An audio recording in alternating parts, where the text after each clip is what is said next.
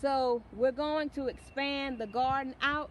As you can see on that tree line where we got the dirt, we're disting up that dirt area, we're knocking down trees. We're going to expand it out that way, and we're also going to expand it out this way as well to make it bigger.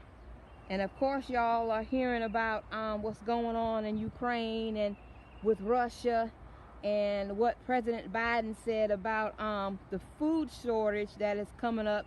If you don't have a garden that's this size and you only have a container garden or whatever, we need to make sure that we're on our game.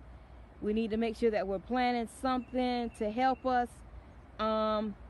over the summer, because I don't know how long this thing is going to last. Hopefully it'll be over soon and we won't have to stress anymore, but I think it's going to last longer than a couple of months. They're going to try to drag this thing on out.